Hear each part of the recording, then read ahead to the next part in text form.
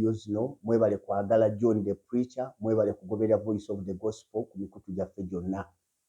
Olwaleero twagala kukwata ku nsonga ennene ddala, ensonga ennene ddala, enjawulo wakati wa Katonda wa Bayibuli ne bakatonda abalala. Lwaki ngamba bakatonda abalala? Kubanga abantu beeyise bakatonda, abantu bataddewo ebifaananyi n'ebibumbe n'ebintu ebirala ne babiyita Katonda, naye nga Katonda yatonda eggulu n'ensi ali Katonda omu. Katonda ali omu yatonda eggulu n'ensi. Naye nga sinagenda eyo, njagala kusaba abantu mwenna abali eyo ababadde bajja mu bokisi yange nga muŋŋamba abasiraamu bali eno batutawaanya, lwaki temujja ne mutuyamba? Omukisa Katonda yaguguddewo dda. Ebyuma byaffe ebibadde byafa Katonda yatuyambye, twamaze okubikanika, byamaze okutereera. Katonda yakozesezza omuntu omu kanisa yaffe, ebyuma byaffe ne bikanikibwa. Kati bwe wabaawo eyo wonna gye babatawaanya, mututuukire, tugenda kutandika okujja ku ground. Tugenda kujja ku ground, tugenda kujja okusaabulula n'okugyawo obulimba bw'abasajja obumaze emyaka nga balimba mu Bayibuli. Tugenda kujja, gwe kasita obalaba eyo tuyite, tujja kujja n'emizindalo gyaffe, bakozesa gyabwe, tukozesa gyaffe. Kubanga ffe tetuli lwedde kukaayanira bumukalakaasa, nedda. Bajja kukozesa bumukalakaasa bwabwe, naffe tukozesa obwaffe, emizindalo gyaffe. Oba bwe baba bagaanye, tubalinde baveewo, tuteekewo olukuŋŋaana, tuggyewo obulimba bwe balimbye ku Bayibuli. Ekyo kiwedde. Kaakati bassebo ne bannyabo, njagala kubategeeza. Bayibuli esomesa mu kitabo ky'Abakolinso ekisooka essula ey'omunaana olwakutaano olw'omukaaga n'olw'omusanvu. Egamba bw'eti.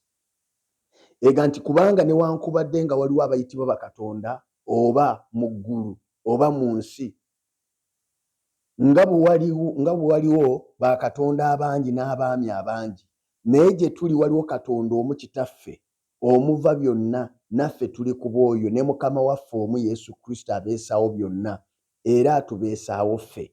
Naye okutegeera okwo tekuli mu bantu bonna, naye abalala kubanga baamanyira ebifaananyi okutuusa kaakano.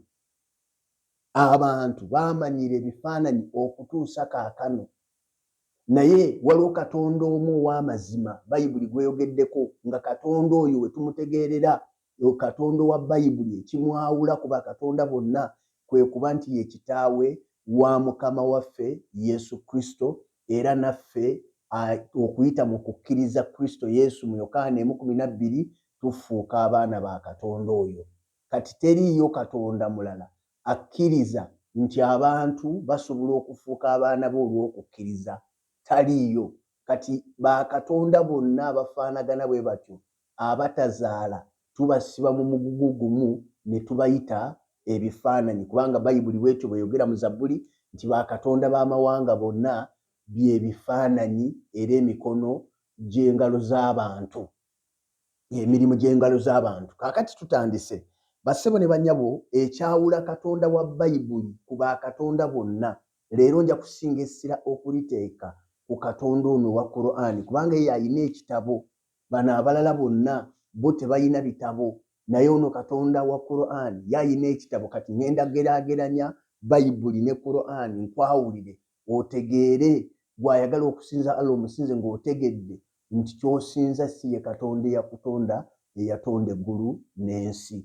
Ekisookera ddala bassebo ne bannyabo, Katonda wa Bayibuli ekimwawula ku Allah ne bakatonda bonna abalala, Katonda wa Bayibuli alina kye bayita creation work plan ye ng'etegeerekeka bulungi.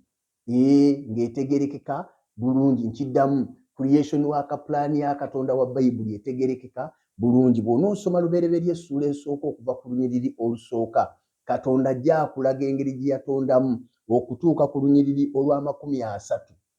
Katonda ng'akulaga nti ebintu byonna najja mbitonda bwe nti, ku lunaku bwe luti ne ntonda kino, ku lunaku bwe luti ne ntonda kino, ku lunaku bwe luti ne ntonda kino. Bw'onoosoma essuula ey'okubiri eya lubereberye n'olunyiriri olusooka, Bayibuli egamba ne biggwa okukolebwa eggulu n'ensi n'eggye lyamu lyonna mu nnaku 6.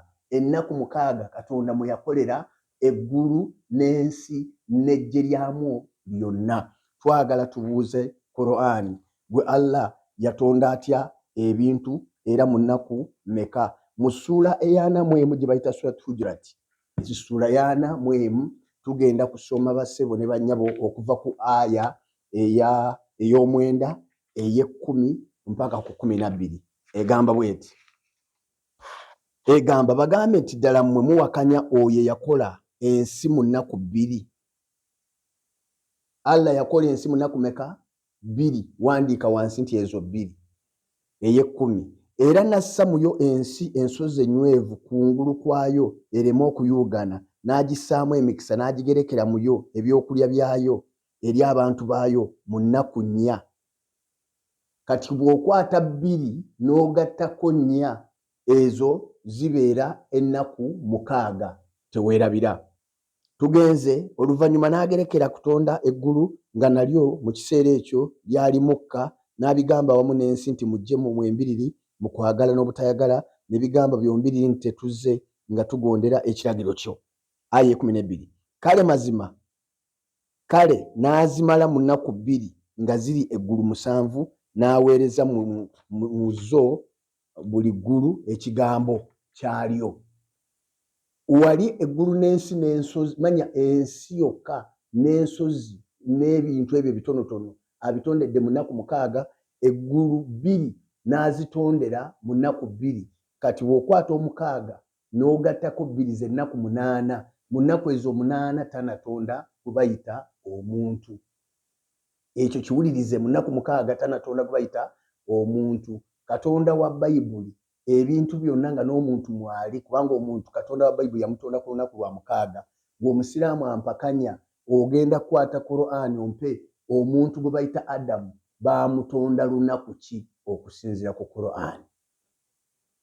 Omuntu tanatondebwa, tetunalaba binyonyi nga bitondebwa. Bassebo ne bannyabo, wabaawo ekibuuzo ekizibu eri Obusiraamu kwe kuleeta obujulizi obulaga nga Katonda wa Qur'an atonda ebibuuka mu bbanga.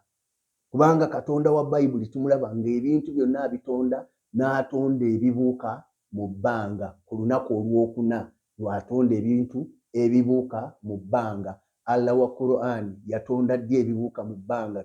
Twagala aya eyo teriimu eyo teriimu. Era tugenda okusanga mu Qur'an ensonga ki bw'okibabuuza tebasobola kireeta nga Isa yatonda ekinyonyi oluvannyuma. Allah kyamulema okutonda, Isa ye yajja n'akola ki? N'akitonda okusinza ku Qur'an mwegamba. Kaakati bassebo ne bannyabo, bwe tusoma mu kitabo ekiyitibwa Kisasul Anbiya eky'ebyafaayo bya Nabbi, kitulaga nti omuntu gwe bayita Adamu yatondebwa nawayita emyaka 40, 40 years, ng'akyali awo kibumbe. Ate n'owuliriza akabenje akakiriko. Hadiisi eyo egamba nti malayika Jibuliru yagenda aleeta ettaka. Mbu bw'agenda okuleeta ettaka ensi n'egaana okulimuwa. Allah n'atuma malayika Gabudyeri naye n'agenda, ensi n'egaana okumuwa ettaka. Allah n'atuma malayika Walumbe, the angel of death, ye yagenda n'aleeta ettaka. Allah n'alisotta. Allah socked it, n'asotta ettaka. Ekibuuzo, bw'abanga Allah talina bigere nga talina kimufaanana nga bwetugamba, ettaka yalisotte saaki? Bwe Allah ye yasotta ettaka n'abumba ekibumbe ne kibeerawo emyaka 40. Ojja kubisanga mu kitabo kiyita Ibn Kathira oba Kisasul Anbiya ekyawandiikibwa omusajja gwe bayita Ibn Kathira. Wandiika nti Ibn Kathira. Kati eyo njawulo nnene. Enjawulo namba 2, Katonda wa Bayibuli yatonda omuntu mu kifaananyi kye. Ebyo ogenda kubisanga mu lubereberye essuula esooka olunyiriri 26 n'olwa 27. Katonda ng'agala tukole omuntu mu kifaananyi kyaffe era mu ngeri yaffe bafugenga ebyewalula ku nsi, ebiri waggulu n'ebiri wansi babifugenga. Katonda ng'atonze omuntu mu kifaananyi kye. Bw'osoma essuula y'e12 ya Qur'an aya ya 4 egamba nti Allah taliiko kimufaanana, tafaanana muntu. Allah tatondangako muntu mu kifaananyi kye. Tuba tuli awo Qur'an n'etatuleka mu bbanga n'etuwa ekifaananyi kya Allah nga Allah tafaanana bantu naye alina kyafaanana. Kiri ludda wa? Essuula ya 24 gye bayita Surat Nur aya ya 30 egamba nti Allah obutangaavu ye bwe butangaavu, naye obutangaavu bwe oba ekitangaala kye kifaanana ettaala eri mu kamooli ng'eri mu kirawuli. Mbu bw'olaba ettaala oba kando ng'ogitadde mu kirawuli empewo erimu egifuba n'ogiwanika waggulu ku kamooli, mbu olwo oba olabye Allah. Qur'ani bw'egamba essula ya 24 gye bayita surati Nuuru aya ya 35 Qur'ani bw'egamba. Eyo njawulo namba 2. Enjawulo namba 3, Allah wa Qur'ani ayina bamalayika n'ekyewuunyisa ku bamalayika be batya embwa. Bamalayika ba Allah batya ki? Embwa. Ogenda kubisanga wa? Tugenda kusoma ekitabo kino kye bayita ennimiro y'abalongoofu. Ennimiro ey'abalongoofu. Hadisi namba ya 10,684 egamba nti Aisha yagamba nti Jibuliru yasuubiza mutume wa Allah okujja gy'ali mu kiseera ekimu, bw'atyo n'ajjira mu kiseera ekyo naye n'atatuuka gy'ali. Aisha agamba nti mutume wa Allah SAW yalina omuggo mu ngalo, olwo yagujja mu ngalo ze n'aguteeka wansi nga bw'agamba nti Allah owadde omubaka we tebayinza kumenya kisuubizo. Naye lwaki Jibuliru tazze? Oluvannyuma yamagaamaga okwejjuukiriza ng'alaba akabwa akato wansi w'entebe ye. N'abuuza nti akabwa kano kayingidde ddi wano? N'enziramu nti mu Katonda nange simanyiiko. Olwo omutume yawa ekiragiro ku ko, kale ne kafulumizibwa. Olwo Jibuliru n'alyoka ajja. Mutume wa Allah n'amugamba nti wansuubiza era ne ntuula ku lulwo naye n'otajja gye ndi. Jibuliru n'addamu nti akabwa akaabadde mu nnyumba yo ke kaabadde kaŋŋaanye, kubanga ddala ffe tetuyingira mu nnyumba omuli embwa. Abange, Jibuliru wa Qur'ani, ono malayika wa Allah wa Qur'ani yatya embwa, tasobola kuyingira wali embwa. Embwa emutiisa okuyingira mu nju.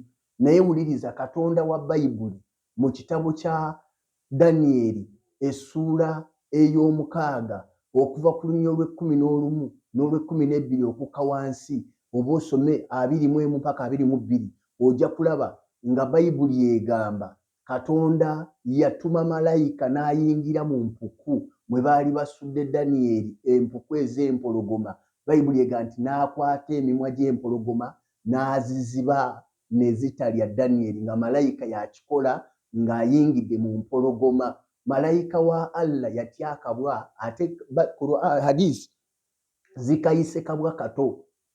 Teyatya na nnene, yatya kato. Naye malayika wa Bayibuli gwe bayita Gabudyeri yayingira, malayika yayingira mu mpuku n'agenda aziba emimwa gy'empologoma ne zitalya Danyeri. Kati bassebo ne bannyabo okusinziira ku biwandiiko ebyo, bakatonda abo banjawulo era tusinza bakatonda banjawulo newankubadde nga Katonda yatonda eggulu n'ensi ali omu. Kano kasaale mumpe aya Basiraamu Allah yatonda ddi? Allah yatonda ddi ebinyonyi? Yabitonda lunaku ki? Mumpe aya Basiraamu Allah yatonda ddi Adamu? Lwali lunaku ki? Njagala aya mu Qur'ani Allah ng'atonda Adamu, kubanga ebyo bye bikakasa Katonda okubanga ye yatonda ebintu byonna. Katonda gwe twogerako wa Bayibuli ye muyinza w'ebintu byonna.